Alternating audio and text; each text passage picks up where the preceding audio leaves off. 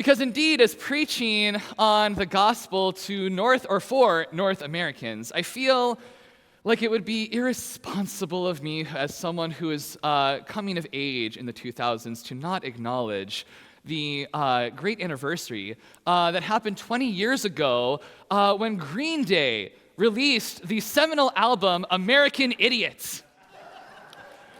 And well, didn't know that was going to happen. Okay. And listen, this album was definitely controversial, and I remember it still, though, resonating with every person in my 6th grade class. From the hyper-conservative to the radically liberal, everyone seemed to love this album, at least in my grade, and it remains one of my favorite albums of all time. Talk to me about it if you want. I think the album's bizarre, universal appeal is because of how it openly struggles with what it means to live in America, when the concept of America can mean something completely opposite to everyone you meet. Is America the greatest country in the world? And if it is, then is it the greatest country because of all of its secular freedoms, its ingenuity and innovation that create liberty and justice for all? Or is it the greatest country because it's God's chosen country, a nation divinely appointed by God to bring order and justice to the world? Is America a place of deep oppression and violence? A place corrupted by white supremacy, Christian nationalism, and institutional prejudice? Or is it a place where freedom from oppression manifests in revolution, rebellion, and expression? And could it possibly be both at the same time? In American Idiot, the storyline of the album depicts how the average person cannot identify America, especially not with so many media outlets and figureheads telling them what America needs to be on a daily, hourly, minute level. And they wind up with apathy. They just don't care. And I feel the temptation towards this apathy as I try to figure out which version of America I am preaching to and for. Because I, too, have a love-hate relationship with America. I love the America of the beat poets, the transcendentalists, the Harlem Renaissance, Jimi Hendrix, Public Enemy, and in the modern-day queer music renaissance of Chappell Rowan and Lady Gaga. I even love a lot of American history, though. The narrative of America's inception as a place built upon the ideals of liberty and freedom, true democracy. I was a Hamilton fanatic. When it was refined through its revolution, freedom won through a civil war, explored and expanded during the Progressive Era, defining the world consciousness after the Second World War, defining culture and justice through the Civil Rights movement, and the explosion of diverse arrays of music led by the Black Americans once enslaved, now seizing freedom. But I also really hate America sometimes. I hate the America that was built on the oppression of countless people, Black people, poor people, women, indigenous Americans, the America that remains entrenched in colonialism, the America that remains entrenched in violence, that defines itself through guns and power and military force to project our ideals upon the rest of the world and our own people. I hate the America that is so captured by capitalism and consumerism that it cannot see the effect that such an addiction has on the wider world, much less ourselves. And I hate the America that cannot figure out what America actually is.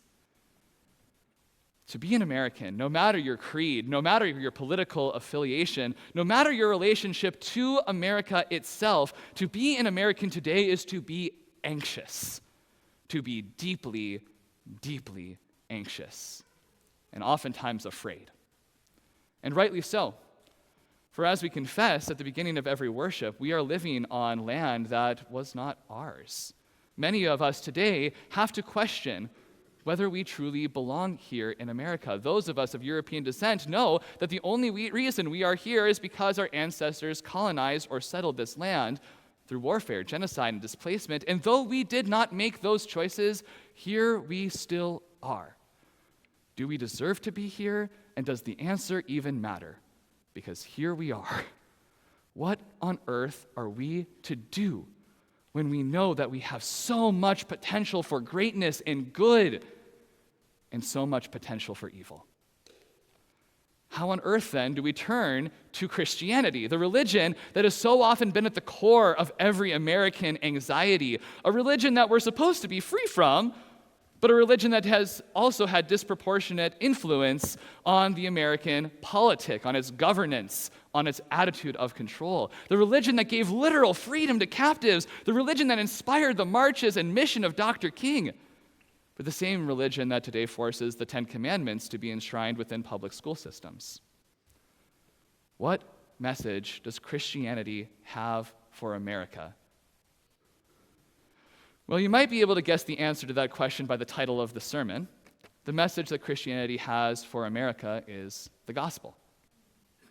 Jesus diagnoses North Americans well when he says, "You abandon the commandments of God and hold to human tradition."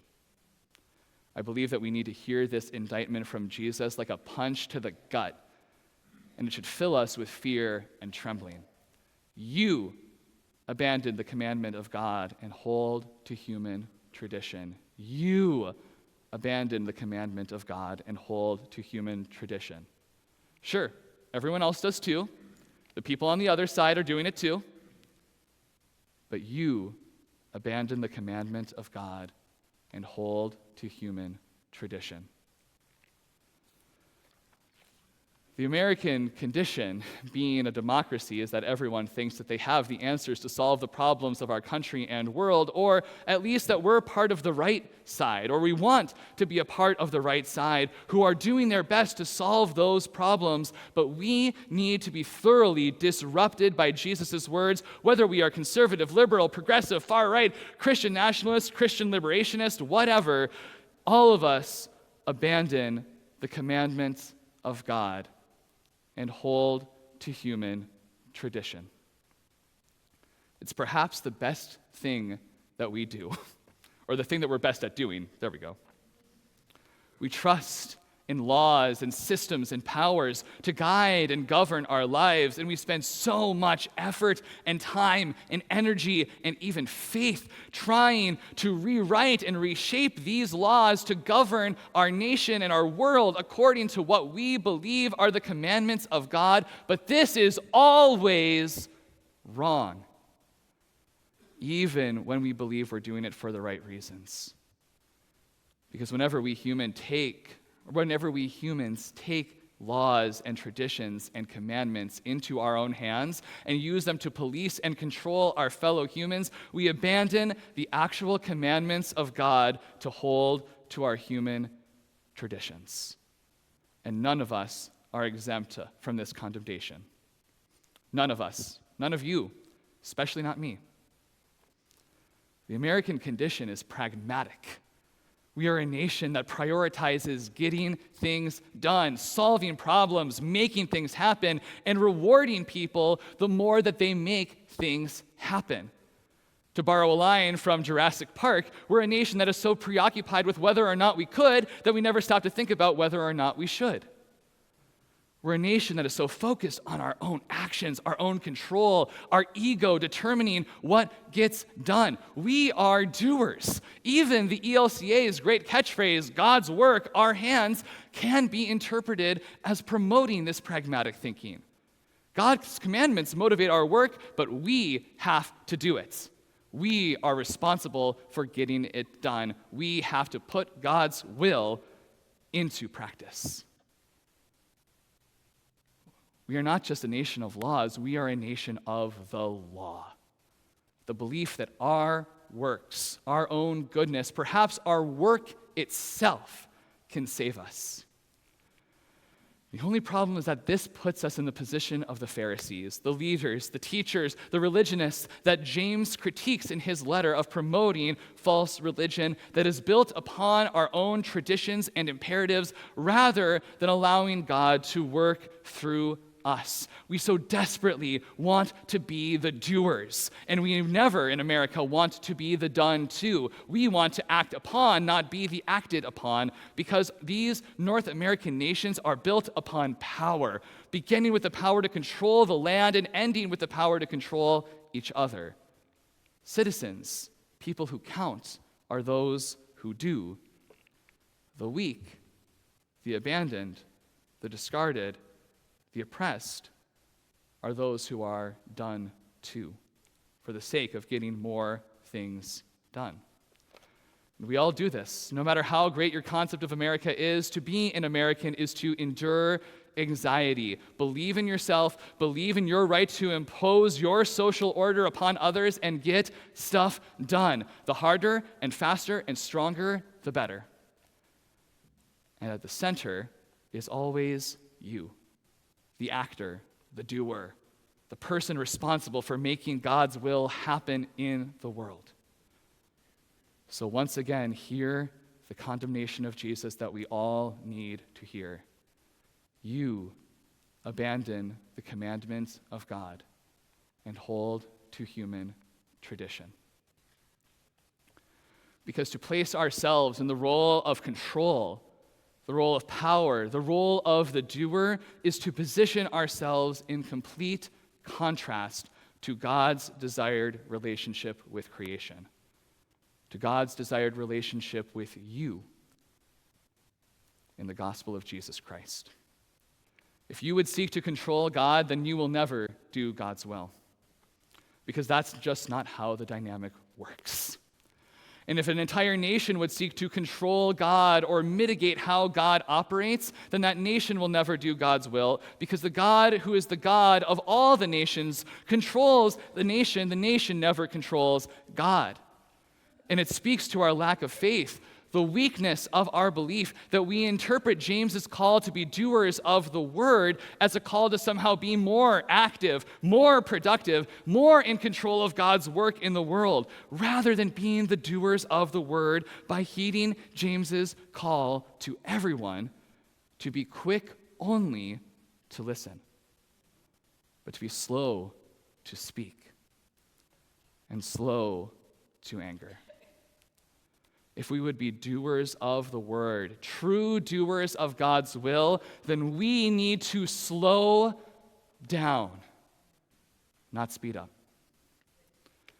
The American Revolution we need today is to revolutionize our relationship with God, not as a God whose commandments come from above and are executed by our pragmatic will and power and control, but rather and enforced by the power of the law, but as the God of the gospel, the God who dwells deep within each of us, moving through us when we accept that neither us nor the world can be saved through our actions, our works, and our deeds, but that it is only by the grace of God that gives us life that we are saved, and that is only by the grace of God that we can actually follow God's commandments and see God's will be done in this nation and in this world.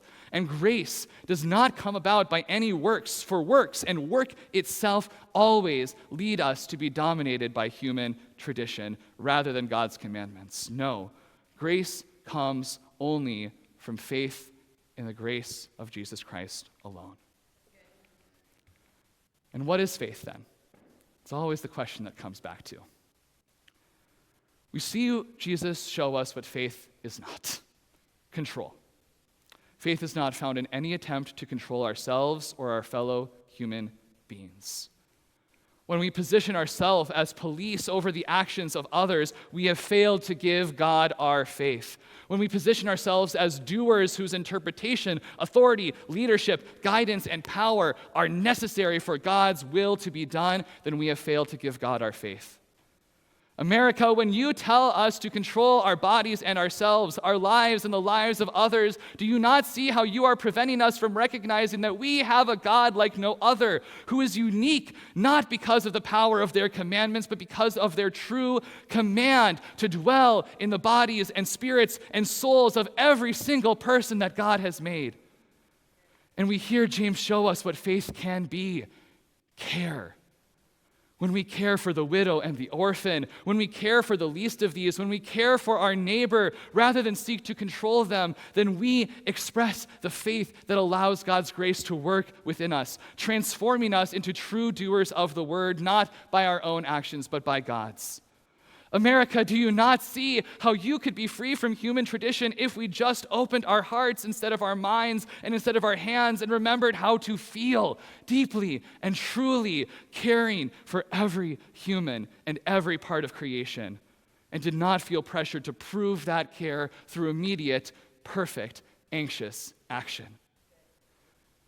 What gospel can I give to the anxiety of America than the gospel that Jesus provides, which tells us that our own works will always fail and that God's commandments cannot be done unless we give up all control and allow God to work in and through us? Then we discover the truth of God's work, our hands, which means that we are merely the slow vessels of God's saving love, called to be bodies, not minds over bodies, and surface to the love of God that can truly save the world. In this country of doers, in this country of deep fear and anxiety and even deeper apathy, where we are so detached from care that we feel the need to control everything. And instead of creating justice and peace, we cannot stop creating anger and division and violence upon violence. Can we hear the clear call of Jesus shouting, "Stop! Stop trying to control. Stop trying to do. Stop trying to work. Stop trying to enforce your will upon others. Stop your human traditions. Stop your wars and warmongering. Stop your politics of pain and fear and hate. Stop your relentless drive for more and more profit. Stop your trust in laws and law to save us. Stop anything other than caring for one another. Stop. Stop. Stop. And if you cannot stop, then at least slow down. Slow down your anger. Slow down your anxiety. Slow down your body. Slow down your work schedule. Slow down your political obsessions. Slow down your commitment to human traditions and institutions. Slow down enough to listen. And in that listening, hear God's call to a way of living without control, but with care. With care that is as simple as feeling and as powerful as the resurrection. America, we will never create a land of liberty and justice for all through our own work, through any labor to control ourselves or our neighbor. But when we remember that, America, we already have the freedom to stop and to slow down, we will discover the gospel of Jesus Christ, who died and rose for all people and lives in us and calls us not to control, but to care.